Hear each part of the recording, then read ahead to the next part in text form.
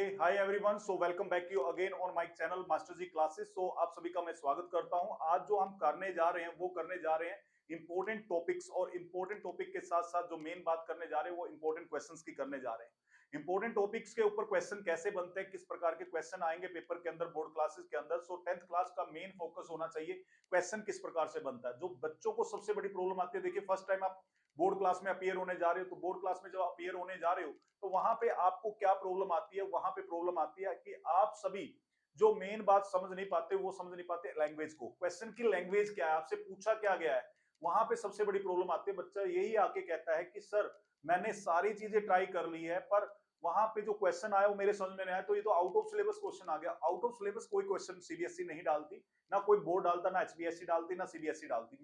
Main focus है वो होता है कि लैंग्वेज कैसी आ रही है। अगर आपने क्वेश्चन की लैंग्वेज को अच्छे से समझ लिया और अच्छे से उसको ग्रैब कर लिया, तो आप किसी भी क्वेश्चन का आंसर लिख सकते हो अगर आपने इंपॉर्टेंट टॉपिक कर रखे। जैसे आज का हमारा सबसे पहला चैप्टर 1 पिक कर रहे हैं, केमिकल रिएक्शन एंड इक्वेशन। वहां पे हम बात करने जा रहे हैं कि इंपॉर्टेंट टॉपिक हमारा कौन सा है। तो इंपॉर्टेंट टॉपिक हमारा सबसे पहले बैलेंसिंग। बैलेंसिंग के ऊपर क्वेश्चन जरूर बनता है, पर बैलेंसिंग के कुछ बातें हमें पता होनी चाहिए। बैलेंसिंग है क्या एक्चुअली, यानी बैलेंस करना। बैलेंस किसको कर रहे हो, लेफ्ट हैंड साइड को राइट हैंड साइड से बैलेंस कर रहे हो, जो आप टाइप ऑफ रिएक्शंस में और दूसरे वीडियोस में आप सुन चुके हो। तो बैलेंसिंग में हम क्या करते हैं, लेफ्ट और राइट को बैलेंस करते हैं। तो लेफ्ट और राइट में किसको बैलेंस कर रहे हो, मास को बैलेंस कर रहे हो, नंबर ऑफ एटम्स को बैलेंस कर रहे हो। तो नंबर ऑफ एटम को जो बैलेंस कर रहे हो, तो किस लॉ पे बेस है ये, और क्या मेथड यूज किया जाता है, आज उसी के बारे में हम बात करने जाते हैं। तो अगर थोड़ा सा ब्रीफ सा दूं, तो जो बैलेंसिंग है वो लॉ ऑफ कंजर्वेशन ऑफ मास के ऊपर बेस्ड है, और हीट एंड ट्रायल मेथड यहाँ पे यूज किया जाता है। ये बेसिक सी बातें आपको पता होनी चाहिए कोई भी क्वेश्चन अटेम्प्ट करने से पहले। तो हमारा पहला क्वेश्चन ही किस पे आ रहा है, बैलेंसिंग पे आ रहा है। तो बैलेंसिंग में क्वेश्चन क्या आया, name and state the law which is kept in mind while we balance a chemical equation. तो पहले क्वेश्चन का मीनिंग समझिए, क्वेश्चन क्या पूछ रहा है हमसे। हमें नाम बताना है और उसको डिफाइन करना है। किसको, जो लो हम माइंड में रखते हैं, दिमाग में रखते हैं, before we balancing any chemical equation. तो केमिकल इक्वेशन को बैलेंस करने से पहले जो चीज हम माइंड में रखते हैं, हमने उसको नाम देना है, उसका नाम क्या है, और उसको डिफाइन करना है। तो माइंड में अभी मैंने थोड़ी देर पहले बोला था कि किस लॉ के ऊपर बेस है। तो नेम क्या है, उसका आंसर क्या आएगा इसका। अगर नाम की बात की जाए कि नाम पूछा है सर, तो नाम आएगा लॉ ऑफ कंजर्वेशन ऑफ मास। किसके ऊपर बेस है, लॉ ऑफ कंजर्वेशन ऑफ मास। क्या कहता है, इस डेफिनेशन क्या है, मास can neither be created, can neither be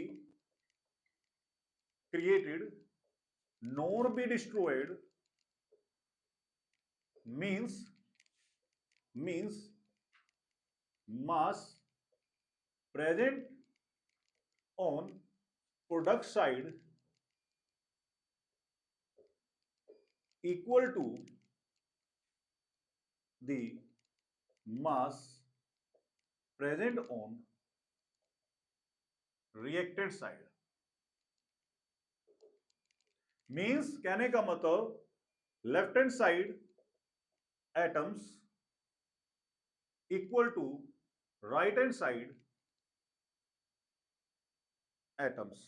इसे हम कहते हैं law of conservation of mass. यानी मास को ना बनाया जा सकता, ना डिस्ट्रॉय किया जा सकता। मास एक फॉर्म से दूसरे फॉर्म में कन्वर्ट हो जाता है। जितना मास हमने रिएक्टेंट साइड लिया, उतना ही मास हमारा प्रोडक्ट साइड बनेगा। उसी को हम लॉ ऑफ कंजर्वेशन ऑफ मास कहते हैं। तो इसको जल्दी से स्क्रीनशॉट ले लीजिए, फिर हम बात करते हैं सेकंड क्वेश्चन की।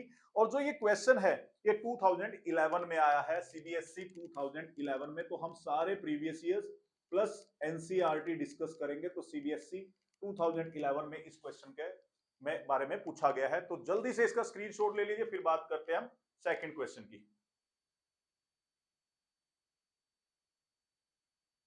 देखिए, complete and balance the following. तो 2014 में भी आया है, अगले 2015, 17, 18, 19, 20, 22, 23, 24। तो हर साल लगभग कभी ना कभी ये पेपर में पूछ लिया जाता है कि आप इसकी बैलेंसिंग करके दिखाइए। तो बैलेंसिंग करने के लिए सबसे पहले आपको हिट एंड ट्रायल मेथड का पता होना चाहिए कि आपको जो नंबर ऑफ एटम प्रेजेंट है लेफ्ट हैंड साइड में, number of atom on right hand side पता होना चाहिए। पर आजकल सीबीएसई क्या है कि competitive base, competency base paper डालने लगी है। तो आपको ये भी कह सकते हैं कि कंप्लीट करिए। कंप्लीट करने का मतलब कह रहा है कि आपको रिएक्शन कंप्लीशन भी आना चाहिए। उसके लिए जो आपका बेसिक है 9th क्लास का, वो आपको आना चाहिए। नाइन्थ का बेसिक क्या कहता है कि आपको क्रिस क्रॉस मेथड आना चाहिए कि जो वैलेंसी के ऊपर बेस है, यानी मुझे वैलेंसी आनी चाहिए, मुझे कंपाउंड बनाना आना चाहिए। जैसे कि यहाँ पे पहला एग्जांपल है CaCO3 plus HCl, calcium carbonate को हम हाइड्रोक्लोरिक एसिड के साथ ट्रीट कर रहे हैं, तो प्रोडक्ट क्या बनेगा, CaCl2 plus CO2 plus H2O। ठीक है, CaCl2 plus H2O plus CO2 ये प्रोडक्ट बनेगा, यानी मेरे पास कैल्शियम क्लोराइड बना है। कई बच्चे CaCl लिख के आ जाते हैं। अब अगर आप देखो कैल्शियम और क्लोरीन को, इसकी वैलेंसी 2 है, इसकी वैलेंसी 1 है, जब इसको क्रिस क्रॉस मल्टीप्लाई करेंगे तो हमारे पास CaCl2 ही बनेगा। तो हमें पता होना चाहिए कि हमारे पास बन क्या रहा है, उसी के बेस पे हमें क्या करना होता है, इसको कंप्लीट करना है, और कंप्लीट करने के साथ साथ हमें क्या करना है, बैलेंस करना है। तो हमें मेन है कि ये पता होना चाहिए कि हम बैलेंस कैसे कर सकते हैं। तो बैलेंसिंग करने के लिए हमें मेन बात जो है वो आनी चाहिए कि कितने number of atom left hand side है, कितने number of atom right hand side है। अगर मैं देखूं एक कैल्शियम है, एक कैल्शियम है, एक कार्बन है, एक कार्बन है, 3 ऑक्सीजन है, 2 और 1 3 ऑक्सीजन है, यहाँ पे एक हाइड्रोजन है, 2 हाइड्रोजन है, क्लोरीन 2 है, यहाँ पे 1 है। तो अगर हम आइडेंटिफाई करें तो आइडेंटिफाई कर रहे हैं ये 2 है और हाइड्रोजन भी 2 है, तो मैं यहाँ पे 2 लगा देता हूं। तो देखो पूरी की पूरी रिएक्शन मेरी बैलेंस हो गई है। अब आप इसको इमेजिन कर सकते हो, तो यहाँ पे कैल्शियम कितना 1, यहाँ पे कार्बन कितना 1, ऑक्सीजन कितने 3, तो ऑक्सीजन कैल्शियम देखिए 1 है, कार्बन 1 है, ऑक्सीजन 2 और 1 3 है, और हाइड्रोजन कितने हो गए 2, तो 2 है जी, क्लोरीन कितने हो गए 2, तो 2 हो गए। तो यानी मैंने रिएक्शन को क्या कर दिया है, बैलेंस कर दिया। तो हम इस प्रकार क्या कर सकते हैं, रिएक्शन को बैलेंस कर सकते हैं। अब अगला देखें कि यहाँ पे क्या बन रहा है। हमने क्या किया, एल्यूमिनियम को HCl के साथ ट्रीट किया है। तो अगर जब ट्रीट करते हैं अगेन एल्यूमिनियम क्लोराइड बनेगा। एल्यूमिनियम क्लोराइड का फॉर्मूला क्या होता है, AlCl3 प्लस क्या आ गया, H2 गैस, यहां से हाइड्रोजन गैस निकलेगी। तो अब इसको बैलेंस करना है। अगर इसको बैलेंस करो, एल्यूमिनियम कितने यहाँ पे 1, तो यहाँ भी 1 है जी, हाइड्रोजन कितने यहाँ 2, तो यहाँ पे 1 है जी, क्लोरीन कितने 3। अब यहाँ क्लोरीन को अगर बैलेंस करने चला जाऊं तो क्लोरीन को बैलेंस कैसे करूं। अब प्रॉब्लम यहां पे है कि मुझे एल्यूमिनियम भी छेड़ना पड़ेगा। अब क्योंकि क्लोरीन किसके साथ अटैच है, एल्यूमिनियम के साथ अटैच है, तो मुझे एल्यूमिनियम भी छेड़ना पड़ेगा।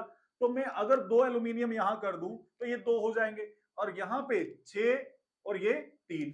अब देखिए क्यों 6 किया, ये 2 जो है ये 3 से मल्टीप्लाई हो रहा है, तो मल्टीप्लाई होके कितना आ गया, 6 आ गया। तो 6 कितने हो गए, यहाँ पे क्लोरीन हो गए, ये इससे मल्टीप्लाई हो रहा है, मल्टीप्लाई होके ये भी कितना आ गया 6, तो यहाँ पे 6 हाइड्रोजन हो गए हैं। एल्यूमिनियम कितने 2 किए थे, तो 2 एल्यूमिनियम मेरे पास आ गए। तो ये मेरे पास रिएक्शन क्या हो गई है, बैलेंस हो गई है। तो रिएक्शन यहाँ पे मेरे पास ये भी बैलेंस हो गया। अगर अब बात करें अब दूसरी रिएक्शन की MnO2 प्लस HCl की, तो यहाँ पे क्या बनेगा। हमें मेन बात ध्यान रखनी है कि कौन कौन से एटम यहाँ पे इन्वॉल्व हैं, उनका ध्यान रखना। On the basis of valency, उनकी वैलेंसी के बेस पे हम डिसाइड करेंगे कि क्या यहाँ पे होना चाहिए। ठीक है, किस प्रकार हमारा कंपाउंड, देखिए वैलेंसी के बेस पे ही हम कंपाउंड बना सकते हैं क्रिस क्रॉस मेथड से, वरना हमारे पास कंपाउंड बनाने की जो कला है, जो मुश्किल आएगी, जो डिफिकल्टी लेवल आएगा, वो रहेगा कि हमें बेसिक्स नहीं आते। अगर आपको बेसिक बिल्कुल भी नहीं आएंगे तो फिर आपको प्रॉब्लम क्रिएट हो जाएगी। तो आपको मेन बात है कि आपको वैलेंसी और क्रिस क्रॉस मेथड आना चाहिए, तो ही आप अपने कंपाउंड्स की फॉर्मेशन को चेक कर सकते हो। और मेन जो चाहिए, तो सबसे ज्यादा जरूरी है, वो है प्रैक्टिस।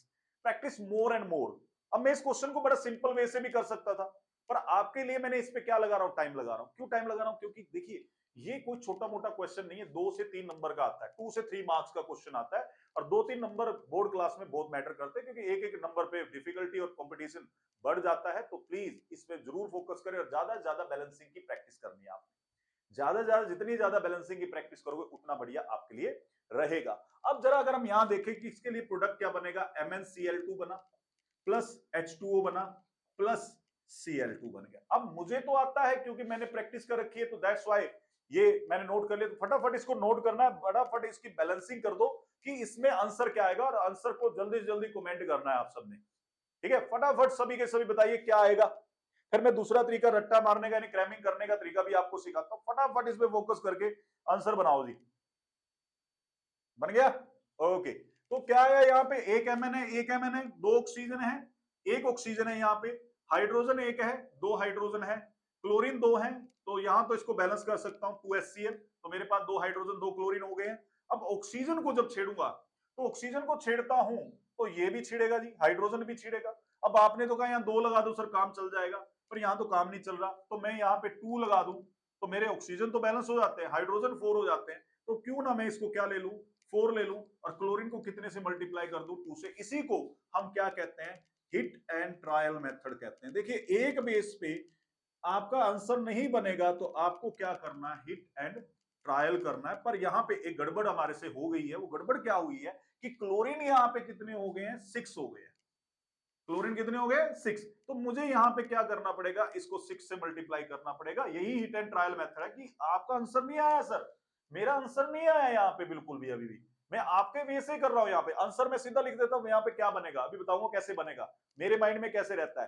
तो वो कैसे आंसर आया, हिट एंड ट्रायल से आया। तो अगर ये 6 हो गया है तो यहाँ पे मुझे किससे मल्टीप्लाई करना पड़ेगा, 3 से। और अगर मैं 3 से करता हूं फिर मेरी ऑक्सीजन बिगड़ जाती है। ऑक्सीजन देखिए कितनी हो गई है, 3 हो गई है। तो क्या आंसर बनना चाहिए मेरे पास, आंसर क्या बनना चाहिए फटाफट, क्या पहले वाला ठीक था या दूसरे वाला ठीक है। अब जरा देखना पड़ेगा। अब MnCl2 क्या मेरा सही प्रोडक्ट बना है, बिल्कुल सही बना है। Cl2 सही बना है, बिल्कुल बना है। तो आपने कैसे कह दिया सर यहाँ 6 बनेंगे। तो अगर मैं देखूं हिट एंड ट्रायल से, जो मेरा पहला था वो बिल्कुल ओके था, गड़बड़ क्या की, यहाँ मल्टीप्लीकेशन की गड़बड़ कर दी। ये मेथड आपने गलत कर दिया। यही सबसे बड़ी मिस्टेक करते हैं बच्चे यहाँ पे सारे। सबसे ज्यादा मिस्टेक बैलेंसिंग के अंदर यही होती है कि बहुत सारे बच्चों को मल्टीप्लीकेशन ही नहीं आती। अब मल्टीप्लीकेशन यार ये क्या बात कर दी सर ने, बिल्कुल कह रहा हूं जी, 80% बच्चे यहीं पे गलती करते हैं। बैलेंसिंग बहुत इजी है, बस वर्ड सुनते सर बैलेंसिंग करनी है, सबसे पहले माइंड में जो आता है ना डिफिकल्टी, वो मल्टीप्लीकेशन की आती है। सर मुझे मल्टीप्लीकेशन नहीं आती है, कोई भी इसको एक्सेप्ट करने को रेडी नहीं होता। और मैं कह रहा हूं अगर आपको मल्टीप्लीकेशन सही से आ गई तो आप बिल्कुल सही कर सकते हो। तो यहाँ पे 4 आया और यहाँ पे कितना आ जाएगा, 2 आ जाएगा। और ये देखिए अब क्या बैलेंस हुई कि नहीं हुई, बिल्कुल बैलेंस हुई। तो अगर आप देखोगे यहाँ पे 4 क्लोरीन है, 2 और 2 कितने हो गए, 4 क्लोरीन मेरे पास यहाँ पे आ गए हैं। तो मुझे कैसे याद रहता है, जरा उसकी बात भी कर लेते हैं। तो मुझे कैसे याद रहता है, देखिए इसके आगे कितना है 1, इसके आगे कितना है 2, तो मेरे पास 12, 12 से कितना बना, 111। ठीक है, तो मेरे पास 12 से 111 बन गया। जब भी कैल्शियम कार्बोनेट की कोई भी रिएक्शन आएगी तो मैं 12 और 111 को याद रखूंगा। ये कब आएगा, जब बहुत ज्यादा मैंने प्रैक्टिस कर ली है। प्रैक्टिस से ही मेरे को सारा याद हो जाएगा। तो प्रैक्टिस अगर मैंने बहुत सारी कर ली है तो ये बहुत जल्दी मेरे याद भी रहेगा। अगर प्रैक्टिस ही नहीं की है तो फिर जितना मर्जी एक बार लिखने से याद नहीं होता है बिल्कुल भी। और इसको कैसे याद रखो, 26 से कितना बन रहा है, 23 बन रहा है। 26 का 23, तो किसी का बर्थ डेट होगा, किसी का कोई नंबर होगा, तो 26 से 23 बन रहा है। और यहाँ पे 14 से कितना बन रहा है, 121 बन रहा है। 14 से 121 बन रहा है। तो इसको क्रैक करने के लिए आपको क्या बनानी पड़ेगी, एक सीट बनानी पड़ेगी।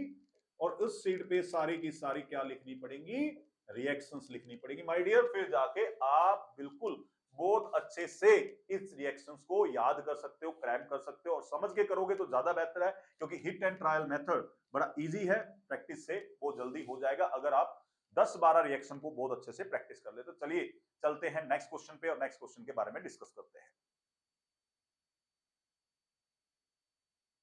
क्वेश्चन किसके बारे में पूछा है, when a potassium iodide solution is added to a solution of lead nitrate.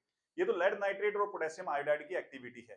ठीक है, तो हर बच्चा 10th क्लास में इस एक्टिविटी को जरूर पढ़ता है। टीचर का मेन फोकस रहता है, क्योंकि वेरी वेरी इंपॉर्टेंट है, पेपरों में बहुत बार आया है। 2013 में भी इस क्वेश्चन को पूछा गया था। तो 2013 से लेके चले तो 12 साल में ये कई बार आया। 80% इसके आने के चांसेस होते हैं इस क्वेश्चन के। तो इस क्वेश्चन को अच्छे से, इस एक्टिविटी को अच्छे से आपने याद रखना है कि लेड नाइट्रेट की एक्टिविटी क्या है। मेन प्रॉब्लम वही खड़ी हो जाती है कि बच्चा इस क्वेश्चन को प्रैक्टिस नहीं करके आता, इसकी इक्वेशन को प्रैक्टिस नहीं करके आता। तो जब इक्वेशन को प्रैक्टिस नहीं करके आता तो उसको सबसे बड़ी प्रॉब्लम जो आती है वो आती है कंपाउंड फॉर्मेशन की। कंपाउंड फॉर्मेशन अगर सही से हो जाता तो ये क्वेश्चन फुली अटेम्प्ट हो जाता। 2 नंबर, 3 नंबर, 4 नंबर का जितने का भी आता वो पूरे नंबर उसको मिल जाते। तो जरा पहले स्टेटमेंट को बिल्कुल ध्यान से सुनना है। व्हेन पोटेशियम आयोडाइड, जब पोटेशियम आयोडाइड सॉल्यूशन को हम लेड नाइट्रेट सॉल्यूशन में एक टेस्ट ट्यूब के अंदर मिलाते हैं, प्रेसिपिटेट बनते हैं। तो पूछ रहे किस कलर के प्रेसिपिटेट बनेंगे, और प्रेसिपिटेट जो बन रहे हो किसके बनेंगे। Right a balance chemical equation, और साथ में what type of reaction is this, तो ये किस टाइप की रिएक्शन है वो आपको बताना है। तो अगर हम बात करते हैं यहाँ पे तो क्या बन रहा है, जरा वो ध्यान देते हैं। तो पहले क्वेश्चन का आंसर क्या आएगा कि यहाँ पे क्या बन रहे हैं, येलो प्रेसिपिटेट बन रहे हैं। किस कलर के प्रेसिपिटेट बनते हैं, येलो पीपीटी बनते हैं। और प्रेसिपिटेट होते क्या है, these are the solid insoluble mass जो पानी के अंदर डिजोल्व नहीं होते, सॉलिड इनसोल्यूबल मास जो बनता है उसे हम क्या कहते हैं, प्रेसिपिटेट। जैसे दूध से पनीर बनता है, तो पनीर जब बनता है वो पानी में डिजोल्व नहीं होता है, तो सॉलिड इनसोल्यूबल मास जो बना है उसी को हम प्रेसिपिटेट कहते हैं। यहाँ पे जो प्रेसिपिटेट बन रहे हैं वो किस कलर के बन रहे हैं, येलो प्रेसिपिटेट के, येलो कलर के बन रहे हैं, तो येलो प्रेसिपिटेट बन रहे हैं। Name the precipitate compound form, तो प्रेसिपिटेट जो बन रहे हैं वो किस कंपाउंड के बन रहे हैं हमें वो बताना है। तो प्रेसिपिटेट यहाँ पे बन रहे हैं लेड आयोडाइड के, किसके बन रहे हैं, लेड आयोडाइड के, जिसका फॉर्मूला कितना होता है, PbI2। तो लेड आयोडाइड के प्रेसिपिटेट यहाँ पे बन रहे हैं और PbI2 इसका केमिकल फॉर्मूला होता है। बैलेंस केमिकल इक्वेशन करनी है तो इसका आंसर मैं नीचे लिख देता हूं। लेड नाइट्रेट लिया PbNO3 ट्वाइस, और इसमें हमने क्या मिलाया, Ki, और जब मिलाया तो मेरे पास क्या बन गया, PbI2 प्लस KNO3, KNO3। तो अब हमें इसको बैलेंस करना है, बैलेंस करना है तो इसको 2 से मल्टीप्लाई कर दे, क्योंकि 2 आयोडीन है यहाँ पे, और 2 से ये मल्टीप्लाई हो गया, क्योंकि यहाँ पे डबल NO3 है मेरे पास, तो डबल हो गया यहाँ पे, तो ये होगी मेरे पास बैलेंस केमिकल इक्वेशन। तो ये मेरे पास थर्ड पार्ट का आंसर आ गया। What type of reaction is this, दो आंसर बनते हैं यहाँ पे। पहली बात, यहाँ पे क्या हो रही है, डिस्प्लेसमेंट हो रही है, तो कैसी हो रही है, double displacement, double displacement reaction है, double displacement reaction, and also called, और जितनी भी डबल डिस्प्लेसमेंट रिएक्शन होगी वो सारी की सारी क्या होती है, precipitation reaction, also called precipitation, sorry precipitation reaction. तो यहां प्रेसिपिटेट बनते हैं, तो डबल डिस्प्लेसमेंट है, और ये साथ में कैसी है, प्रेसिपिटेशन रिएक्शन। तो जितनी भी डबल डिस्प्लेसमेंट रिएक्शन आप देखोगे, चाहे बेरियम सल्फेट वाली है या कोई और रिएक्शन है, AgNO3 वाली रिएक्शन, तो जितनी भी आप रिएक्शन देखोगे वो सारी की सारी रिएक्शंस में क्या बन रहे हैं, प्रेसिपिटेट बन रहे हैं। तो प्रेसिपिटेशन रिएक्शन के सारे एग्जांपल आपको आने चाहिए, वेरी वेरी इंपॉर्टेंट है। इस साल के पॉइंट ऑफ व्यू से प्रेसिपिटेशन के ऊपर एक क्वेश्चन जरूर आपका बन के आएगा, तो सारे एग्जांपल अच्छे से रिवाइज कर ले। तो इसका जल्दी से स्क्रीनशॉट ले लो, फिर चलते हैं हम नेक्स्ट क्वेश्चन पे। फटाफट इसका स्क्रीनशॉट ले लीजिए। क्रिस्टल्स के बारे में है, ये एक्टिविटी भी वेरी वेरी इंपॉर्टेंट है। तो जितनी भी एक्टिविटी आपकी फर्स्ट चैप्टर की वो वेरी इंपॉर्टेंट है। हाफ ईयरली एग्जाम जो बच्चे दे रहे हैं उनके लिए तो सारी एक्टिविटी इंपॉर्टेंट हो जाती है, और जो एनुअल एग्जाम के लिए जब जाओगे तो इनमें से कोई एक एक्टिविटी, दो एक्टिविटी के ऊपर आपके क्वेश्चन बनते हैं। फेरस सल्फेट क्रिस्टल वाला वेरी वेरी इंपॉर्टेंट है, तो जरा इस पे ध्यान देते हैं। क्वेश्चन क्या कहता है, अगेन वही लैंग्वेज का है कि लैंग्वेज हमें क्या कहती है, 2 gram of ferrous sulphate crystal are heated in a boiling tube. तो 2 ग्राम आपने फेरस सल्फेट ले लिया, बड़ा मामूली सा आता है, तो हमने इसको ऐड कर लिया, टेस्ट ट्यूब के अंदर रख लिया है। जब इसको गर्म किया तो हमें क्या मिलता है, बिफोर और आफ्टर हीटिंग में इसका कलर कैसा होता है। अगर हम बात करें बिफोर हीटिंग की, तो बिफोर हीटिंग में इसका कलर क्या होता है, बिफोर हीटिंग इसका कलर क्या होता है, पेल ग्रीन। कैसा कलर होता है, पेल ग्रीन। तो पेल ग्रीन इसका कलर होता है बिफोर हीटिंग, और आफ्टर हीटिंग कैसा हो जाता है, आफ्टर हीटिंग जब इसको गर्म कर देते हैं, तो बच्चों ने लैब में भी किया होगा, ये टीचर हर एक टीचर इसको कराता है, तो ये हो जाता है रेडिश ब्राउन। क्या हो जाता है, रेडिश ब्राउन, और you can say brown in colour हो जाता है गर्म करने के बाद। ये हो गया हमारा ए का आंसर। अगर बी की बात करते हैं, ऑब्जर्वेशन है, ये आपकी क्या है, एक प्रकार की ऑब्जर्वेशन है कि ऑब्जर्वेशन में आपने क्या देखा। तो सेकंड ऑब्जर्वेशन हमसे पूछता है, name the gases produce during the heating. तो कौन सी गैस प्रोड्यूस होती है, तो दो गैस यहां प्रोड्यूस होती है, SO2 and SO3, sulphur dioxide and sulphur trioxide, दो गैसेस यहां पे प्रोड्यूस होती है। थर्ड क्वेश्चन क्या कह रहा है हमें, राइट अ केमिकल इक्वेशन। देखिए जैसे ही एक्टिविटी के ऊपर कोई क्वेश्चन आएगा, लेड नाइट्रेट वाला भी आपने देखा, या कोई भी और एक्टिविटी का क्वेश्चन देखोगे, मैग्नीशियम रिबन वाला क्वेश्चन देखोगे, तो वहां भी आपसे केमिकल इक्वेशन तो जरूर पूछेगा। तो केमिकल इक्वेशन के लिए आपको एक बैलेंसिंग जरूरी है आनी, दूसरा आपको कंपाउंड फॉर्मेशन आनी चाहिए। बार बार मैं इस चीज को रिपीट कर रहा हूं, वो इसलिए कह रहा हूं, कुछ बच्चों को कंपाउंड फॉर्मेशन बिल्कुल नहीं आती, तो कंपाउंड फॉर्मेशन अगर आप सीख जाते हो तो बहुत बढ़िया काम आपका हो जाता है। तो ये जरूर ध्यान रखना कि आपको कंपाउंड फॉर्मेशन आनी चाहिए। अब इसकी केमिकल रिएक्शन जब लिखते हैं, तो FeSO4 7H2 को जब हम हीट करते हैं, तो हमारे पास हीट को हम डेल्टा से डिनोट करते हैं, FeSO4 7H2 आ जाता है। अब इसको और फर्दर हीट करते हैं, FeSO4 को जब हीट किया जाता है, तो हमने हीट किया तो मेरे पास Fe2O3 प्लस SO2 प्लस क्या बन जाएगा, SO3। और ये मैंने क्या कर दिया, मुझे क्योंकि देखिए मुझे पता है कि 2 1 1 1 आएगा इसमें, तो आपको भी याद रखना है। तो जैसे मैंने फेरस सल्फेट क्रिस्टल को हीट किया, तो ये रेडिश पेल ग्रीन से कैसा कलर होता है, इसका पेल ग्रीन होता है, और ये कैसा हो जाएगा, रेडिश ब्राउन इसका कलर हो जाएगा। और साथ में 2 गैसेज यहाँ पे रिलीज होगी, SO2 और SO3 गैसेज यहाँ पे रिलीज होगी। वेरी वेरी इंपॉर्टेंट क्वेश्चन है, ठीक है, अच्छे से इसको तैयार करना है। सारे क्वेश्चन वैसे वेरी इंपॉर्टेंट है, अगर आप इस वीडियो को बार बार देखोगे और साथ साथ रिटन प्रैक्टिस कर लोगे, मैं कहता हूं आपको प्रॉब्लम नहीं आएगी पेपर में, आपका पेपर बहुत अच्छा जाएगा। चलिए जल्दी से इसका स्क्रीनशॉट ले लीजिए और फिर बात करते हैं हम नेक्स्ट क्वेश्चन की। फटाफट इसका स्क्रीनशॉट ले लो।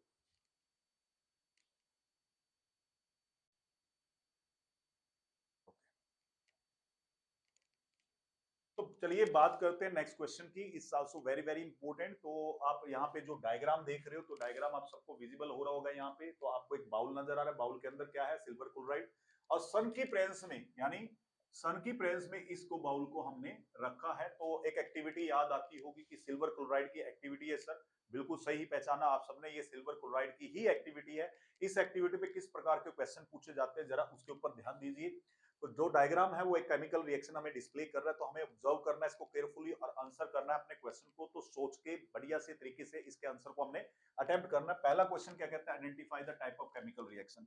तो पहले का आंसर सीधा आ जाता है, सर ये टाइप ऑफ रिएक्शन कौन सा है, फोटो डिकम्पोजिशन रिएक्शन है। क्या है, फोटो डिकम्पोजिशन रिएक्शन है। वेरी राइट बोला आप लोगों ने, फोटो डिकम्पोजिशन रिएक्शन है। हमसे सेकंड में क्या पूछ रहा है ये, कि डिफाइन करिए इसको, क्या करना है, साथ में डिफाइन करना है अपने। तो डिफाइन करें तो it is a reaction, it is a reaction in which decomposition, in which decomposition of a substance take place in the presence of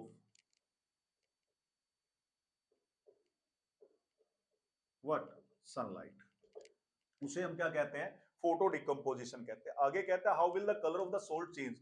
तो AgCl क्या हो जाएगा, कलर क्या चेंज होगा, AgCl colour, AgCl colour changes to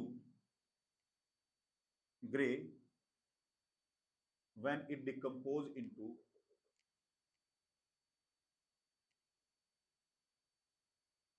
Ag, ठीक है। तो AgCl से क्या बन जाएगा, Ag, तो इसका कलर कैसा आ जाएगा, ग्रे कलर आ जाएगा। कैसा कलर आ जाएगा, ग्रे कलर यहाँ पे आ जाएगा। तो इसका कलर यहाँ पे हमें ग्रे देखने को मिलेगा। केमिकल इक्वेशन लिखनी है, जैसे मैंने आपको कहा था कोई भी एक्टिविटी के ऊपर क्वेश्चन आएगा केमिकल इक्वेशन जरूर पूछेगा। तो AgCl in the presence of sunlight किसमें डिकम्पोज होगा, 2Ag प्लस Cl2। तो यहाँ पे सिल्वर और क्लोराइड के अंदर ये क्या हो जाएगा, डिकम्पोज हो जाएगा। इसमें कैसी रिएक्शन मेरे पास हो रही है, फोटो डिकम्पोजिशन यहाँ पे हो रही है, फोटो डिकम्पोजिशन। ओके। दूसरा, मेंशन द कमर्शियल यूज। तो अगर हम सी का आंसर करें, यहाँ पे कमर्शियल यूज क्या है इसका, used in black and white photography, black and white photography में यूज होता है जी। तो बड़ा इंपॉर्टेंट क्वेश्चन है, जल्दी से इसका स्क्रीनशॉट ले लीजिए। इजी क्वेश्चन था क्योंकि सिल्वर क्लोराइड की एक्टिविटी हर कोई करता है, अच्छे से पढ़ता है, तो बड़ा इजी क्वेश्चन है। तो जल्दी से इसका स्क्रीनशॉट ले लीजिए, फिर चलते हैं हम नेक्स्ट क्वेश्चन पे, उसके बारे में डिस्कस करते हैं। फटाफट स्क्रीनशॉट ले लो।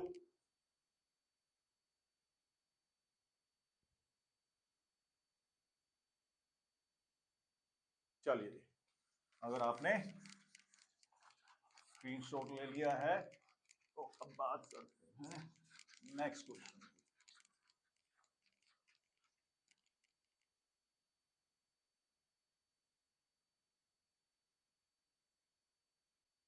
So let's coming on the next question. तो नेक्स्ट क्वेश्चन क्या है, अगेन ऑन एक्टिविटी बेस। तो एक्टिविटी बेस आप बार बार देख रहे हो, तो एक्टिविटी बेस ही क्वेश्चन यहाँ ज्यादा बनते हैं और एक्टिविटी बहुत अच्छे से आनी चाहिए। आयरन नेल एक्टिविटी है, सबने पढ़ी हुई है कि यहाँ पे आयरन नेल को जब कॉपर सल्फेट में डिप करते हैं तो क्या होता है।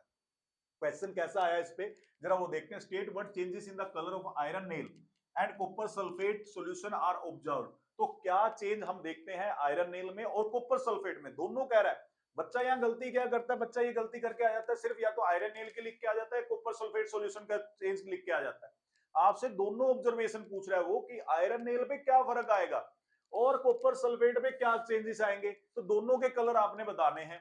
Then for about 20 minutes write the equation for the reaction take place, also name the type of reaction। कई बार इस क्वेश्चन में ये भी आता है, यहाँ पे एक टेस्ट ट्यूब बनी होती है, इस प्रकार टेस्ट ट्यूब के अंदर वो आपको 2 आयरन नेल दिखाएगा, ये 2 आयरन नेल यहाँ पे आपको दिखाएगा, अंदर यहाँ पे सॉल्यूशन फिल होगा यहाँ पे, और ये दोनों धागों से यहाँ पे बांध के वो दिखा देगा। इस प्रकार कोई एक एक्टिविटी आपके पास आएगी और इसको लिख देगा कॉपर सल्फेट, और ये कौन है, आयरन है। तो आपसे पूछेगा क्या चेंजेस आप यहाँ पे देख रहे हो। तो चेंज यानी लैंग्वेज आपको समझनी है बेटा। देखो लैंग्वेज अगर आपको समझ में आ गई क्वेश्चन क्या है तो बड़े इजीली आप आंसर कर पाओगे। छोटी छोटी गलतियों पे अगर आपने काम कर लिया, देखिए नंबर बढ़ाने का एक ही तरीका है, अपनी गलतियों को कम करते जाओ। जितना गलतियों को कम करोगे उतने ज्यादा नंबर बढ़ जाएंगे। नंबर कभी बार बार मतलब कोशिश करने से नंबर नहीं आएंगे, गलतियां कम करने से नंबर आएंगे आपके। तो गलतियां कम करिए यहाँ पे। तो गलती का करने का चांसेस मैंने बता ही दिया कि स्टार्टिंग के ऑब्जर्वेशन पूछ रहे हैं। तो आयरन नेल कलर क्या हो जाएगा, आयरन नेल कलर ब्राउनिश। कैसा हो जाएगा, ब्राउनिश। और colour of copper sulphate fades, colour of CuSO4 solution क्या हो जाएगा, फेड्स, फेड हो जाएगा। ये हमारी पहला ऑब्जर्वेशन है। दूसरा कहता है आगे केमिकल इक्वेशन लिखिए, तो लिख देते हैं जी Fe plus CuSO4 changes into FeSO4 plus Cu। तो which type of reaction is this, ये आयरन है, ये कॉपर सल्फेट है, और मेरे पास बनके रेडी हो गया आयरन सल्फेट, और ये हो गया कॉपर। और जब यहां पे मैंने पहले टाइप ऑफ रिएक्शन में सिखाया हुआ, तो आयरन इज मोर रिएक्टिव, तो इसको क्या कर रहा है, डिस्प्लेस कर रहा है। तो ये कौन सी रिएक्शन हो जाती है, displacement reaction. Which reaction is this, displacement reaction. Displacement reaction क्या होती है, it is a type of reaction in which more reactive, definition नहीं लिखनी है आपने क्योंकि इसमें सिर्फ हमसे पूछा था कौन से टाइप ऑफ रिएक्शन है, तो हमने सिर्फ नाम मेंशन करना। डेफिनेशन सिर्फ तुम्हें सिखाने के लिए, it is a type of reaction in which a more reactive element displaces a less reactive element. और इसके लिए हम क्या फॉलो करते हैं, रिएक्टिविटी सीरीज फॉलो करते हैं। केदारनाथ का माली आलू जरा फीके पकाता है, कौन है, आगे आओ। तो उसमें हमें देखना है कि मोर रिएक्टिव कौन है और लेस रिएक्टिव कौन है डिस्प्लेसमेंट रिएक्शन में। इस प्रिंसिपल का ध्यान रखना, कंसेप्ट का ध्यान रखना, उसी बेस पे आपने इसको कंप्लीट करना है। तो ये क्या है, यहाँ पे कलर क्या आ रहा है, ब्राउनिश, और इसका कलर क्या हो जाएगा, फेड हो जाएगा। और यहाँ पे हमें देखने को मिलेगी एक टाइप की डिस्प्लेसमेंट रिएक्शन, आयरन कॉपर को डिस्प्लेस करेगा, आयरन सल्फेट बना देगा और कॉपर बन जाएगा। Type of displacement reaction. तो ये अच्छे से आपने तैयार करनी है, जल्दी से इसका स्क्रीनशॉट ले लीजिए, फिर चलते हैं हम नेक्स्ट क्वेश्चन के ऊपर। Next question again on based on activity of barium sulphate and you know that, तो सोडियम सल्फेट और बेरियम क्लोराइड की एक्टिविटी है। तो क्या क्वेश्चन कहता है, लैंग्वेज पे ही हमें काम करना है। डायग्राम हमें डिस्प्ले है, एक टेस्ट ट्यूब के अंदर हमें बेरियम क्लोराइड नजर आ रहा है, दूसरे के अंदर हमें सोडियम सल्फेट नजर आ रहा है। वो मिक्स कर रहा है इस दोनों को, तो हमें पूछ रहा है बैलेंस केमिकल इक्वेशन हमें लिखनी है। तो जब भी एक्टिविटी का क्वेश्चन आएगा, इक्वेशन तो हमसे पूछेगा और बैलेंसिंग भी पूछेगा साथ में। टाइप ऑफ रिएक्शन कौन सी है, देर कोई प्रेसिपिटेट बन रहा है या नहीं बन रहा है, यानी हमें यहाँ पे डबल डिस्प्लेसमेंट रिएक्शन देखने को मिलेगी। पहले भी मैंने आपको बताया जब भी प्रेसिपिटेट की बात आती है डबल डिस्प्लेसमेंट रिएक्शन वहां पे आंसर बन ही जाता है। तो मोस्टली 99.9% या 100% आपका डबल डिस्प्लेसमेंट रिएक्शन ही यहाँ पे आंसर आए। कुछ भी ना आए, कम से कम दिमाग के अंदर कुछ भी बड़े 4 में से 1 मार्क्स तो लेने का आपके पास चांस है कि सर जहां भी प्रेसिपिटेट बनेंगे वहां डबल डिस्प्लेसमेंट रिएक्शन आएगी। अब फॉर्मूले पे डिपेंड है कि सबसे पहले तो हमें ए को आंसर करना है। ए को आंसर करना है तो हमें क्या ले लिया, यहाँ पे Na2SO4 को मिक्सअप कर रहे हैं BaCl2 के अंदर। अब प्रॉब्लम यहाँ है, बच्चों को कंपाउंड फॉर्मेशन नहीं आती, तो कंपाउंड फॉर्मेशन जरूर सीखिए। तो जब कंपाउंड बनाओगे तो यहाँ पे क्या बना, BaSO4 plus NaCl, BaSO4 plus NaCl। तो 2NaCl यहाँ पे कर दिया क्योंकि 2 सोडियम है और 2 क्लोरीन है, तो 2NaCl। तो ये मेरे पास क्या हो गई है, sodium sulphate. Balance chemical equation आ गई किसकी, sodium sulphate when mix in barium chloride, barium chloride. तो हमारे पास एरो लगा रहा हूं यहाँ नीचे, एरो जब ये सेटल डाउन, नीचे की एरो जब हम दिखाते हैं तो ये सेटल डाउन का मतलब होता है। तो इसी के प्रेसिपिटेट बनेंगे बेरियम सल्फेट, और ये क्या बन गया, सोडियम क्लोराइड। कैसे बना, अगेन NaCl क्यों आया, NaCl2 क्यों नहीं आया, या NaB क्यों नहीं आया, तो यहाँ पे आपको पता होना चाहिए कटायन अनायन का और वैलेंसी का, और वैलेंसी के साथ क्रिस्टोस मेथड का आपको यहाँ पे पता होना चाहिए। तो मेरे प्यारे बच्चों इन चीजों का ध्यान रखना है। बी में क्या कहता है, right the type of reaction, तो मैंने पहले ही कहा Na किसको डिस्प्लेस करा, बी को, और बी किसको डिस्प्लेस करा, Na को। तो यहाँ पे कौन सी रिएक्शन हो रही है, डबल डिस्प्लेसमेंट रिएक्शन, और हम इसे प्रेसिपिटेशन रिएक्शन भी कह सकते हैं। डबल डिस्प्लेसमेंट रिएक्शन और प्रेसिपिटेशन रिएक्शन दोनों ही लिख के आना है आपने, कोई भी कंजूसी नहीं करनी आंसर के अंदर बिल्कुल भी। Is there any precipitate bomb, yes, सिर्फ आंसर करना है, यस पूछ रहा है, यस और नो, यस बिल्कुल प्रेसिपिटेट बन रहे हैं यहाँ पे। आप देख सकते हो मैंने यहाँ पे सेटल डाउन का एरो दिखाया है, तो ये जो एरो मैंने दिखाया है यहाँ पे आप देख सकते हो, तो ये एरो जो आपको नजर आ रहा है ये प्रेसिपिटेट सेटल डाउन का है। If any precipitate form, right the colour of the precipitate, तो कलर बेरियम सल्फेट के प्रेसिपिटेट बन रहे हैं, और कैसे बन रहे हैं, व्हाइट प्रेसिपिटेट, यहाँ पे व्हाइट पीपीटी यहाँ पे बन रहे हैं, किसके, बेरियम सल्फेट के, तो इसके व्हाइट प्रेसिपिटेट यहाँ पे बनेंगे। तो ये चीज आपको आनी चाहिए, वेरी वेरी इंपॉर्टेंट है ये भी, वेरी इंपॉर्टेंट। तो ये भी एक्टिविटी आपको बहुत अच्छे से आनी चाहिए। AgCl की एक्टिविटी होगी, या बेरियम सल्फेट की एक्टिविटी होगी, या फिर मैग्नीशियम रिबन की एक्टिविटी होगी, या आयरन नेल की एक्टिविटी होगी, जिंक ग्रेनुल की एक्टिविटी होगी, ये सारी एक्टिविटी आपको अच्छे से आने चाहिए, और अच्छे से इनको रिवाइज करना, एक एक क्वेश्चन को बहुत अच्छे से पढ़ना है। तो जल्दी से इसका स्क्रीनशॉट ले लीजिए, फिर चलते हैं हम नेक्स्ट क्वेश्चन पे और उसके बारे में डिस्कस करते हैं। फटाफट स्क्रीनशॉट ले लो। कहता है लैंग्वेज, अगेन लैंग्वेज जरूरी है, बिना लैंग्वेज के कुछ नहीं होना। अ solution of substance X is used for testing carbon dioxide. तो माइंड में आता है, देखिए दो ही टेस्ट है, एक हाइड्रोजन गैस का टेस्ट है जो कलरलेस गैस है। जब हाइड्रोजन को हम पास करते हैं सोप सॉल्यूशन में तो बबल्स आते हैं, उसके पास जब बर्निंग मैस्टिक या कैंडल लेके जाते हैं पॉपअप साउंड हमें देखने को, सुनने को मिलती है, देखने को नहीं सॉरी, यहां देखने को मिलेगा। ठीक है, identify X, what will be it's reaction with CO2। तो CO2 के साथ क्या रिएक्शन होगी, right a balance equation for the reaction. तो हमें बैलेंस रिएक्शन इसके लिए लिखनी है। तो आपको वही बात मैंने कहा था, कोई भी एक्टिविटी आती है उसकी बैलेंसिंग जरूर आपसे कोई केमिकल इक्वेशन जरूर पूछेगा, तो इनका एक सीट बना लीजिए, एक जगह पे लिख लीजिए, उसको बार बार रीड करिए, प्रैक्टिस लिख लिख के प्रैक्टिस करिए। मैं कहता हूं आपको कोई प्रॉब्लम नहीं आने वाली। तो जल्दी से सॉल्यूशन करते हैं इसका। तो एक्स कंपाउंड कौन है, तो एक्स यहाँ पे कौन है, लाइम वाटर, कैल्शियम हाइड्रोक्साइड। कौन है ये, कैल्शियम हाइड्रोक्साइड, जिसको हम कॉमनली क्या कहते हैं, लाइम वाटर। आगे कहता है what will be it's reaction with CO2 when CO2 is passed through CaOH twice, lime water turn milky. कैसा हो जाएगा, मिल्की हो जाएगा। फिर बैलेंस केमिकल इक्वेशन लिखनी है हमने, CaOH twice plus CO2 plus CO2 converted into CaCO3 plus H2O। तो हमने कैल्शियम हाइड्रोक्साइड में जब कार्बन डाइऑक्साइड को पास किया, कार्बन डाइऑक्साइड को पास किया, तो हमारे पास मिल्कीनेस आती है, वो किसकी आती है, कैल्शियम कार्बोनेट की, और क्या बन जाता है, वाटर यहाँ पे रिलीज हो जाता है। अब हमें इसको क्या करना है, बैलेंस करना है। तो बैलेंसिंग आपको आनी चाहिए। क्या ये बैलेंस है, ऑलरेडी अगर आप देखोगे तो बैलेंस है, एक कैल्शियम है, एक कैल्शियम है, एक कार्बन है, एक कार्बन है, दो और एक तो चार, तीन और एक चार, ऑक्सीजन है, दो हाइड्रोजन है, दो हाइड्रोजन है। तो ऑलरेडी इक्वेशन क्या है, बैलेंस। तो हम पेपर में मेंशन भी करके आएंगे, ऑलरेडी बैलेंस्ड। मेंशन कर दो, नहीं करोगे तो कोई दिक्कत नहीं है, पर मेंशन करने से टीचर को भी अवेयरनेस हो जाती है कि यस बच्चे को नॉलेज है, उसने ऑलरेडी बैलेंस लिखा, तो टिक करके आपको मार्क्स फुल क्रेडिट आपको कर देता है। तो this is the best answer to write this question answer. तो बड़ा अच्छे से लिखा हुआ है, तो अच्छे से इसको स्क्रीनशॉट ले लीजिए और अच्छे से इसको नोट करना और याद करना है, याद करके अपने पेपर में अच्छे से अटेम्प्ट करके जाना है। ओके, तो चलिए नेक्स्ट क्वेश्चन के बारे में डिस्कस करते हैं। फटाफट इसका स्क्रीनशॉट ले लो।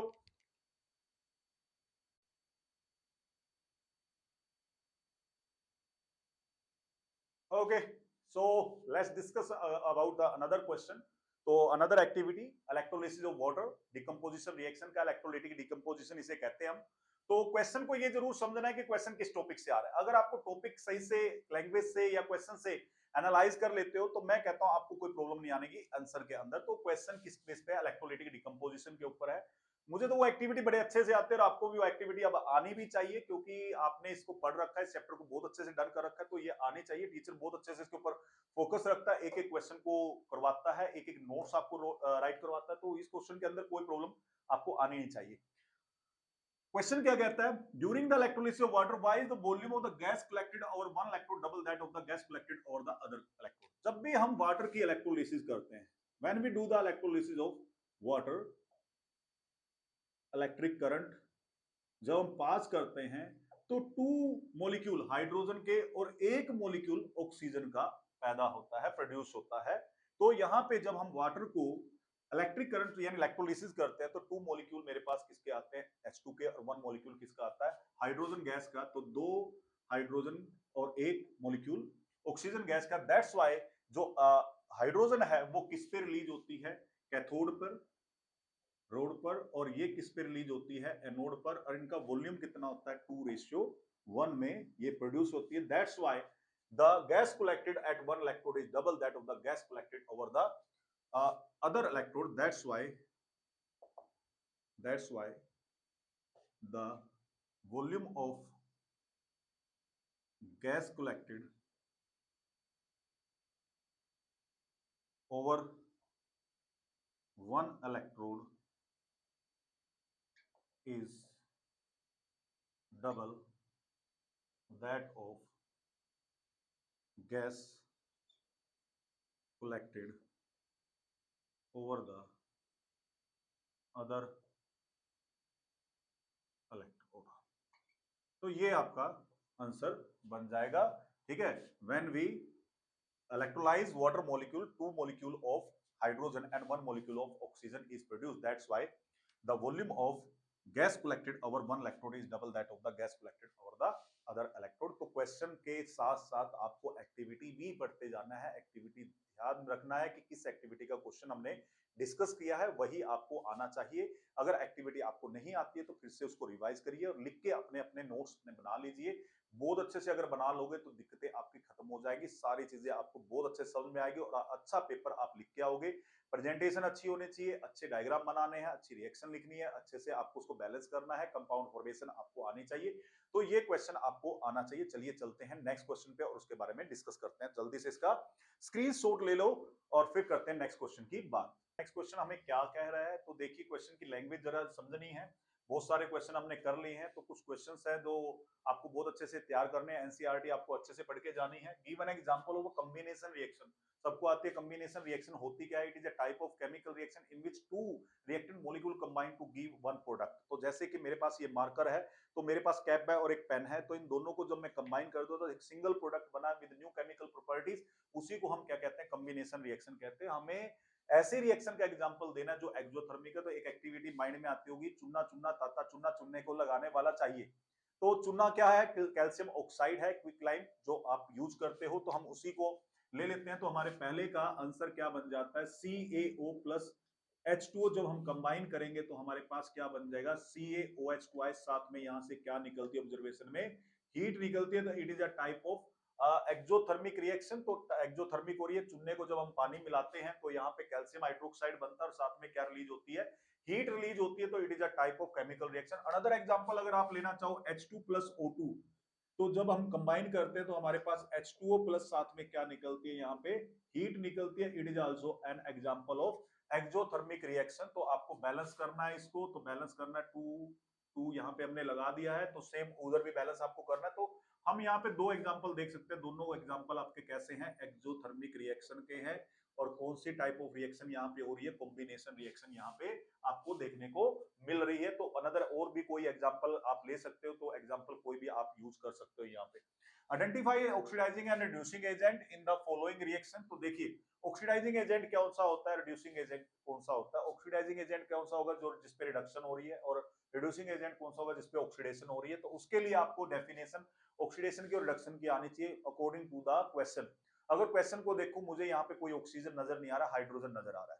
अकॉर्डिंग टू हाइड्रोजन ऑक्सीडेशन क्या होती है, रिमूवल ऑफ हाइड्रोजन, और रिडक्शन क्या होती है, एडिशन ऑफ हाइड्रोजन। तो रिमूवल ऑफ हाइड्रोजन किसका हो रहा है, यहां से H2S से S बन रहा है, ठीक है, और रिडक्शन किसका हो रहा है, Cl2 में क्या ऐड हो रहा है, हाइड्रोजन ऐड हो रहा है। तो यहाँ पे आपके पास क्या हो रही है, रिडक्शन हो रही है, और यहाँ पे क्या हो रही है, ऑक्सीडेशन हो रही है। और जिसपे ऑक्सीडेशन होती है वो किसका काम करेगा, रिड्यूसिंग एजेंट का। और हमेशा आपने कौन सी साइड देखनी है, रिएक्टेंट साइड देखनी है। क्या देखनी है, रिएक्टेंट साइड देखनी है, और कोई साइड आपने नहीं देखनी। तो यहां से अपने पास आंसर क्या आ जाएगा, अगर मुझसे पूछा गया रिड्यूसिंग एजेंट कौन है, तो रिड्यूसिंग एजेंट में जो आंसर आएगा वो आंसर आएगा ये वाला, यानी H2S। उधर वाला आंसर आपने बिल्कुल भी नहीं लिखना है। मेक इट श्योर, अगर आप वीडियो को अच्छे से सुन रहे हो तो इस बात का ध्यान भी रखना है, आपने सिर्फ और सिर्फ रिएक्टेंट साइड के ऑप्शन सी पिक करने हैं, प्रोडक्ट साइड का ऑप्शन कोई भी पिक नहीं करेगा। तो यहाँ पे H2S क्या हो गया, रिड्यूसिंग एजेंट, और ऑक्सीडाइजिंग एजेंट कौन आ जाएगा आपका, ऑक्सीडाइजिंग एजेंट आ गया माय डियर यहाँ पे Cl2। तो रिएक्टेंट साइड का आंसर आपका रहेगा। अगला क्वेश्चन बड़ा इजी है, name the phenomenon due to which the taste and the smell of oily food changes. तो आंसर आता है कि सर, आंसर क्या आएगा, रेंसिडिटी। क्या आंसर आएगा, रेंसिडिटी। तो मेथड टू प्रिवेंट इट, तो store in a air tight container, और you can use sodium benzoate as a common food preservative. आप उसका यूज कर सकते हैं to prevent food from rancidity. Rancidity क्या होती है, oxidation of oil and fat containing food. when these are comes in contact with the air, they get a bad taste or a smell, that is called rancidity। तो आपको definition rancidity की आनी चाहिए। तो these are the questions जो आपने अभी आपने देखे, बहुत सारे क्वेश्चंस आप अभी देखोगे। तो अभी हम नेक्स्ट क्वेश्चन की बात करेंगे। तो इन क्वेश्चंस को बार बार आपने लिख के देखना, प्रैक्टिस करनी है। एक्टिविटी बेस्ड क्वेश्चन ज्यादा यहाँ से बनते हैं और डायरेक्ट क्वेश्चन कम बनते हैं, तो वो भी आपको अच्छे से करने हैं। तो अभी आप इस क्वेश्चन को नोट करिए, इसका स्क्रीनशॉट लीजिए। अगर कोई भी डाउट है तो आप मुझे कमेंट बॉक्स में डाल सकते हो, उस क्वेश्चन का आंसर मैं आपको दूंगा। नेक्स्ट क्वेश्चन, तो नेक्स्ट क्वेश्चन हमें क्या कहता है, लैंग्वेज अगेन आपकी सबसे बड़ा हथियार रहेगी, आपका सबसे बड़ा वेपन रहेगा। लैंग्वेज को समझना है किस टॉपिक के बारे में है और क्या हमसे पूछा गया है।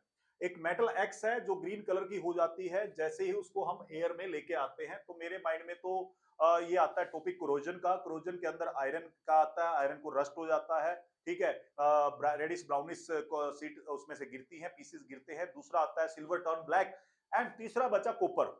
कॉपर की बात होती है तो मेरे माइंड में आ गया ग्रीन कलर, कॉपर के ऊपर आता है, ग्रीन कोटिंग हो जाती है उसके ऊपर। Identify the metal x. तो मेरे पास आंसर क्या आता है इसका, पहले का ए का एक्स आ गया मेरे पास, कौन, कॉपर। और साथ में कह रहा है नेचर कौन रिस्पॉन्सिबल है, तो यहां पे आंसर आ गया क्रोजन। कौन रिस्पॉन्सिबल है, क्रोजन रिस्पॉन्सिबल है, क्योंकि यहाँ पे क्रोड हो रहा है, ग्रीन कोटिंग उसके ऊपर हो जाती है।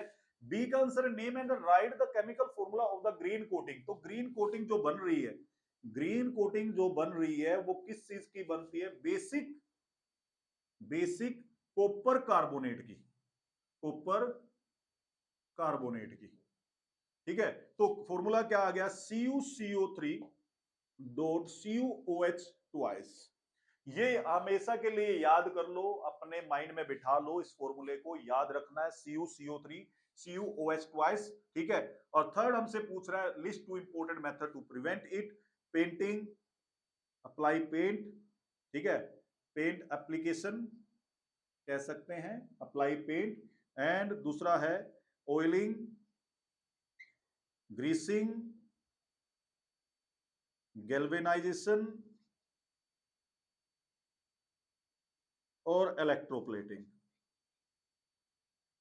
इन मेथड से हम किसी भी मेटल को करोड होने से बचा सकते हैं। क्रोजन क्या होता है, करोड होना। करोड कब होता है, जब कभी किसी अनफेवरेबल कंडीशन में मेटल को एक्सपोज किया जाता है, तो ये भी एक ऑक्सीडेशन होती है, तो उसकी वजह से मेटल जो है वो करोड होना स्टार्ट कर देती है। तो कॉपर पे ग्रीन कलर की कोटिंग आती है, वो ग्रीन कलर की कोटिंग किसकी होती है, बेसिक कॉपर कार्बोनेट की होती है। और कैसे आप उसको बचा सकते हैं, by applying paint, oiling, greasing and galvanisation, and साथ में इलेक्ट्रोप्लेटिंग करके इन मेथड के द्वारा आप उसको करोड होने से बचा सकते हो। तो इस क्वेश्चन को भी अच्छे से नोट करना है, याद करना है, वेरी इंपॉर्टेंट क्वेश्चन है, पेपरों में बहुत बार आता है। तो इसका जल्दी से सभी स्क्रीनशॉट ले लेंगे और फिर हम चलते हैं नेक्स्ट क्वेश्चन पे, उसके बारे में डिस्कस करते हैं।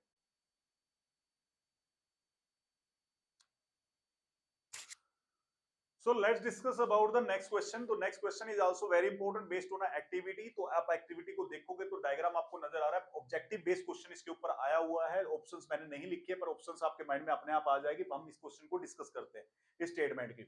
The emission of brown fumes in the given experiment is set up due to. तो अगर आप डायग्राम को देखो तो यहाँ पे हमें डायग्राम में क्या दे रखा है, लेड नाइट्रेट दे रखा है, ब्राउन फ्यूम्स है, बर्नर पे हम लेड नाइट्रेट को गर्म कर रहे हैं। तो which type of reaction is this? सबसे पहले तो thermal decomposition, thermal decomposition reaction हो रही है। वेरी राइट है। थर्मल डिकम्पोजिशन का मतलब क्या है? It is a type of reaction in which a substance is decompose in the presence of heat. Thermal का मतलब क्या होता है? थर्मल का मीनिंग होता है हीट। हीट की प्रेजेंस में जब हम किसी सब्सटेंस को डिकम्पोज करते हैं उसी को हम क्या कहते हैं? थर्मल डिकम्पोजिशन कहते हैं। तो यहाँ पे थर्मल डिकम्पोजिशन किसकी हो रही है? लेड नाइट्रेट की हो रही है, PbNO3 ट्वाइस की हो रही है। तो जब आप PbNO3 ट्वाइस को हीट करोगे तो आपके पास क्या बनेगा? यहाँ पे PbO बनेगा प्लस NO2 बनेगा प्लस क्या बनेगा? O2 बनेगा। तो यहाँ पे जो ब्राउन फ्यूम्स निकल रही हैं वो ब्राउन फ्यूम्स किसकी है? नाइट्रोजन डाइऑक्साइड की है। किसकी है? नाइट्रोजन डाइऑक्साइड की है यहाँ पे। तो ब्राउन फ्यूम्स आएंगी इसकी, तो हमें यहाँ पे क्या देखने को मिलेगी? ब्राउन फ्यूम्स देखने को मिलेगी। It's also very very important question है। लेड नाइट्रेट को जब हीट किया जाता है तो लेड नाइट्रेट को हीट करके आपके पास क्या बनता है? तो आपको पता होना चाहिए, यहाँ पे मेरे पास PbO plus NO2 plus O2 बनता है। अब इसको बैलेंस करना है, आपको क्या आनी चाहिए? बैलेंसिंग आनी चाहिए। तो बैलेंसिंग करने के लिए आपको याद होना चाहिए कि क्या तरीका है। यहाँ पे 2 मैंने तो याद कर रखा है, यहाँ पे आ जाएगा मेरे पास 4 प्लस 1 तो 241 आ जाएगा। तो 2 से मेरे पास क्या बन रहा है? 241 बन रहा है in the case of what? In the case of lead nitrate. ये मैंने अपना ट्रिक बना रखा है, क्रैमिंग कर रखी है। तो क्रैमिंग करने का तरीका एक ही बताया है कि आप एक सीट बनाइए, उस पर सारी रिएक्शन लिखिए, उन रिएक्शन को बार बार रिवाइज करिए, बार बार लिख के देखिए, टेबल ब्रैकेट में उनके ये लिखते चले जाइए, तो आपका क्रैमिंग पार्ट भी डन हो जाएगा। अंडरस्टैंडिंग पार्ट तो है ये कि हम यहाँ पे heat and trial method use कर रहे हैं। हमने लेड देखा, यहाँ पे लेड कितना है, यहाँ पे लेड कितना है, यहाँ ऑक्सीजन कितने, यहाँ ऑक्सीजन कितना, तो उसके बेस पे हमने इसको बैलेंस करना है। तो हीट एंड ट्रायल मेथड तो यूज करें, पर अगर टाइम बचाना चाहते हो तो इसके लिए सबसे बेस्ट तरीका क्या है कि आप इसकी एक सीट बना लो और सीट बना के अच्छे से इसको बार बार लिख के देखो, तो हमेशा अच्छे तरीके से तैयार हो जाएगी। चलिए चलते हैं नेक्स्ट क्वेश्चन के बारे में डिस्कस करते हैं फटाफट। इसका स्क्रीनशॉट ले लीजिए फटाफट।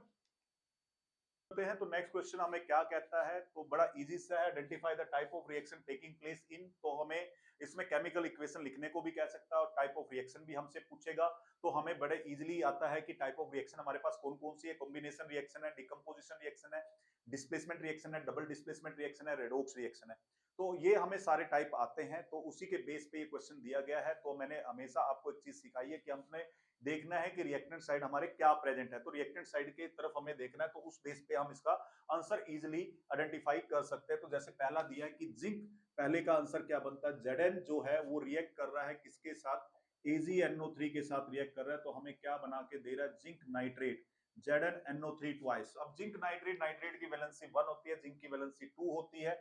अगर आपको बनाना है तो Zn की वैलेंसी कितनी है? 2, और नाइट्रेट की वैलेंसी कितनी होती है? 1। दोनों को जब क्रिस क्रॉस करोगे तो हमारे पास कंपाउंड बनके रेडी हो जाएगा। जिंक नाइट्रेट प्लस साथ में हमें क्या दे रहा है? सिल्वर दे रहा है। अब यहाँ पे 2 से मैं मल्टीप्लाई कर देता हूँ, क्योंकि 2 से देख रहा हूँ तो यहाँ 2 है तो डबल हो रहे हैं। तो यहाँ 2Ag और 2AgNO3 है, मेरे पास ये डबल हो जाएंगे यहाँ पे। तो ये मेरे पास बैलेंस केमिकल इक्वेशन हो गया। तो यहाँ पे अगर देखो तो एक रिएक्टेंट मुझे यहाँ नजर आ रहा है और एक कंपाउंड मुझे यहाँ पे नजर आ रहा है रिएक्टेंट साइड में। तो एक एलिमेंट है और एक कंपाउंड है। तो यहाँ पे मुझे क्या देखने को मिल रही है? Displacement reaction. क्या देखने को मिल रही है? Displacement reaction. Highly reactive element displaces a less reactive element, तो हम इसे क्या कहेंगे? डिस्प्लेसमेंट रिएक्शन बोलेंगे। और बात करें सेकंड की, बी पार्ट की, पोटेशियम आयोडाइड। पोटेशियम आयोडाइड कहे तो Ki जब रिएक्ट करता है किसके साथ? PbNO3, पहले भी कर चुके इस क्वेश्चन को, PbNO3 ट्वाइस के साथ। तो मेरे पास बन गया PbI2 प्लस KNO3। तो यहाँ 2 से मल्टीप्लाई, ये भी 2 से मल्टीप्लाई। तो यहाँ पे क्या हो रहा है? K इसको डिस्प्लेस कर रहा है, लेड इसको डिस्प्लेस कर रहा है। तो हमें दो डिस्प्लेसमेंट यहाँ देखने को नजर आ रही है। तो that is called double displacement reaction. तो इसे हम क्या बोलेंगे? डबल डिस्प्लेसमेंट रिएक्शन बोलेंगे। और साथ में क्या बोलेंगे? प्रेसिपिटेशन रिएक्शन भी हम इसे बोल सकते हैं, क्योंकि यहाँ पे हमारे क्या बन रहे हैं? येलो प्रेसिपिटेट हमें यहाँ देखने को मिल रहे हैं, किसके, लेड आयोडाइड के येलो प्रेसिपिटेट हमें यहाँ देखने को मिल रहे हैं। तो इस प्रकार के क्वेश्चन आपके पेपर में पूछे जाने हैं। चलते हैं हम नेक्स्ट क्वेश्चन को डिस्कस करते हैं, फटाफट इसका स्क्रीनशॉट ले लीजिए।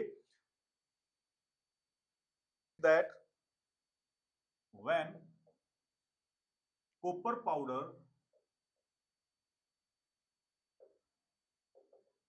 is heated in a china dish,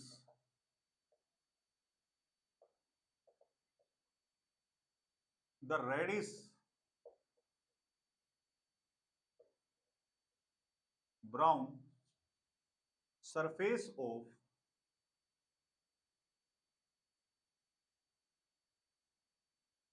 copper become coated with black substance। तो क्या क्या क्वेश्चन आए स्टेटमेंट के ऊपर? पहला, why has this black substance formed? B, what is this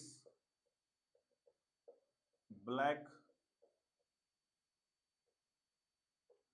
substance? C, right chemical equation. Already मैं आपको बता चुका हूं कि कोई भी एक्टिविटी आएगी उस पे केमिकल इक्वेशन आपसे पूछेगा, balance. And D, how can the black coating, how can the black coating on the surface be turn reddish brown, यानी वापिस हम कैसे कॉपर ऑब्टेन कर सकते हैं। तो दीज आर द क्वेश्चंस, तो आपको जो आने चाहिए। अब जरा बात कर लेते हैं इन क्वेश्चंस के आंसर की। तो स्टेटमेंट आपके सामने है, लैंग्वेज आपको आनी चाहिए समझ में कि क्या बात कर रहा है। कॉपर की एक्टिविटी है, जब कॉपर को बर्न किया जाता है तो वो बर्न करके कॉपर ऑक्साइड बनाता है। कॉपर ऑक्साइड कैसा कलर होता है? ब्लैक कलर होता है। अब क्वेश्चन नंबर 1 का यानी ए पार्ट का अगर हम आंसर की बात, this black substance, this black substance is formed, this black substance is formed because copper combines with oxygen when burned। ठीक है, तो कॉपर किसके साथ कंबाइन कर जाएगा? ऑक्सीजन के साथ कंबाइन कर जाएगा, तो that's why it turn black. तो ये ब्लैक हो जाएगा रेडिश ब्राउन से। बी पार्ट का आंसर क्या कहता है हमें? What is this black substance? CuO। तो कॉपर ऑक्साइड हमारे पास बनेगा, तो this black substance is copper oxide. Right chemical equation, तो केमिकल इक्वेशन हम बड़े आराम से लिख सकते हैं, कॉम्बिनेशन रिएक्शन है ये एक प्रकार की। तो मेरे पास कॉपर ऑक्साइड बन जाएगा, this is a combination reaction. तो मैं अपना थोड़ा आंसर अच्छा बनाने के लिए मेंशन भी करके आऊंगा, घर ले जाके क्या करूंगा इस आंसर को, तो यहीं पे छोड़ देंगे ताकि मेरा इंप्रेशन अच्छा जमे कि टीचर को पता लगे यस मुझे कंप्लीट नॉलेज है इस चीज की। तो मैं यहाँ पे लिख के आऊंगा कॉम्बिनेशन रिएक्शन है। तो डी की बात करें, how can this black coating, तो कैसे वापस ले सकते हैं? तो हम इसमें से हाइड्रोजन गैस जब पास करेंगे तो Cu प्लस H2O बन जाएगा। तो ये ब्लैक कलर का था, तो ये वापस किस कलर का बन जाएगा? Reddish brown. मेरे पास कॉपर वापस मुझे ऑब्टेन हो जाएगा बाय पासिंग हाइड्रोजन गैस। तो हाइड्रोजन गैस पास करके हम वापस क्या ले सकते हैं? रेडिश ब्राउन कॉपर को ऑब्टेन कर सकते हैं। This activity is also important, अच्छे से इसको तैयार करना है, पता होना चाहिए, ये सारी चीजें आपको आनी चाहिए। So that's all. पार्ट 1 यहीं पे समाप्त होता है, पार्ट 2 हम बाद में डिस्कस करेंगे। यहाँ पे आपको चैप्टर 1 के मैंने बहुत सारे क्वेश्चन आपको करवा दिए हैं प्रीवियस ईयर्स, अच्छे से इन क्वेश्चंस को तैयार करना है। और इसी के साथ साथ मैं आप सबसे रिक्वेस्ट करूंगा इस वीडियो को ज्यादा से ज्यादा शेयर करें जिनको जरूरत है इस वीडियो की, और मैक्सिमम इसको वॉच करना है। लाइक कमेंट और शेयर करना ना भूले, ज्यादा से ज्यादा आपने इसको लाइकिंग देनी है और कमेंट जरूर करना है हमारे इस चैनल को। तो मास्टर जी क्लासेस को याद रखना है आपने। तो आपके पास में फिर से नए इंपोर्टेंट क्वेश्चंस लेके आऊंगा चैप्टर नंबर 2 के। चैप्टर 1 के हमने लगभग सारे प्रीवियस ईयर्स कर दिए हैं, इसके साथ आपने एनसीईआरटी को तैयार करना है, एनसीईआरटी तैयार करते आपके सारे क्वेश्चन बहुत अच्छे से डन हो जाएंगे। So thank you very much, फिर मिलते हैं नेक्स्ट वीडियो में।